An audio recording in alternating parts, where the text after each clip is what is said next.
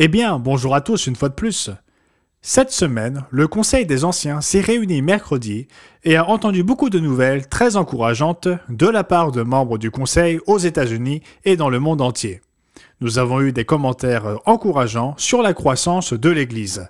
Un certain nombre de ministres ont mentionné une augmentation du nombre de personnes intéressées par l'Église ou le baptême.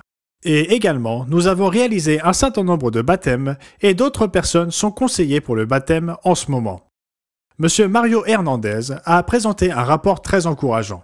Nous avons une nouvelle congrégation au Mexique dont Monsieur Christian Orrego en a la charge. Et aussi une autre au Guatemala que nous avons déjà mentionnée. Mais la nouvelle congrégation au Mexique a commencé ces dernières semaines. Sur la chaîne YouTube espagnole, nous avons maintenant plus de 48 millions de vues ou visites. Et nous avons 365 000 abonnés. Cela représente beaucoup de personnes dans le monde hispanophone qui veulent voir davantage de nos réalisations et en savoir plus sur nous. La liste d'abonnements à notre revue Le Monde de demain en anglais s'allonge en ce moment. Au cours des 12 derniers mois, elle a atteint 11 300 nouveaux abonnés par mois. Et ce, même avec les renouvellements.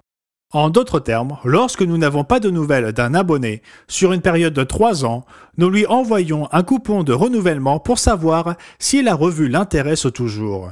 Et bien sûr, un certain nombre ne sont plus intéressés.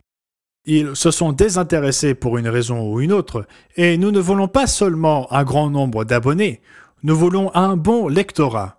Nous leur demandons de renouveler leur abonnement afin de dégager les fonds nécessaires pour donner l'opportunité à d'autres personnes d'en apprendre davantage sur la vérité. Ainsi, même avec ce programme de renouvellement, nous comptons toujours 11 300 nouveaux abonnés à notre revue Le Monde de demain en anglais chaque mois en moyenne. Nos frères et sœurs haïtiens se portent bien d'après ce que nous ont dit M. Winner Pierre et M. Rick Stafford.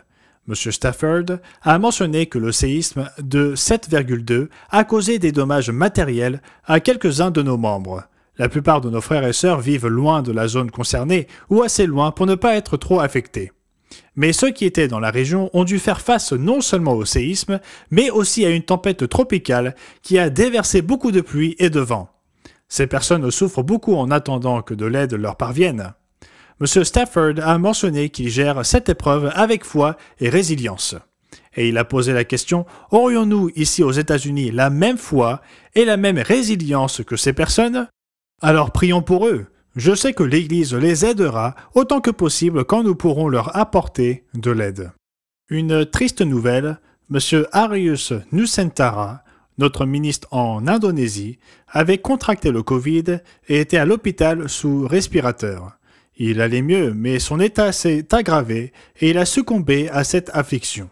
Et donc, nous sommes très attristés par cela. C'est une perte énorme pour nos membres d'Indonésie. Nous avons un petit groupe là-bas, mais néanmoins, c'est une perte énorme pour cette nation et la perte d'un ami cher pour beaucoup d'entre nous. Nous avons eu de bonnes nouvelles de la part d'un membre de l'Est de la Caroline du Nord. Il était également sous respirateur et se portait très mal, mais il s'est rétabli. Il est en train de se rétablir selon ce que j'ai entendu. Il est à domicile et certaines des infirmières et d'autres personnes ont dit que c'était un vrai miracle qu'il ait survécu au Covid. Nous nous réjouissons donc de son rétablissement et de celui de tant d'autres personnes qui ont contracté le virus. M. Peter Nathan et M. Rhys Ellis, il y a environ une semaine, sont tous deux rentrés sains et saufs de leur voyage en Afrique où l'œuvre explose dans cette partie du monde francophone et anglophone. Nous sommes donc très reconnaissants pour cela. Aujourd'hui, j'ai donné le feu vert final à l'envoi de la lettre aux co-ouvriers du mois d'août après quelques petites modifications apportées par certains membres de notre équipe de rédaction ou par les correcteurs qui la révisent.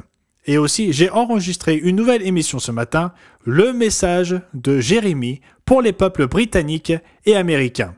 J'ai essayé d'enregistrer ce communiqué vidéo avant de partir pour le bureau, mais j'ai rencontré quelques problèmes informatiques et j'espère qu'ils sont tous résolus maintenant pour que nous puissions faire ce communiqué.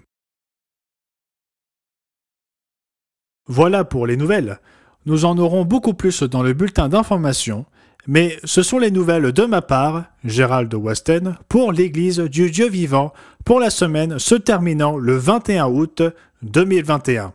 J'espère que vous passerez un merveilleux sabbat.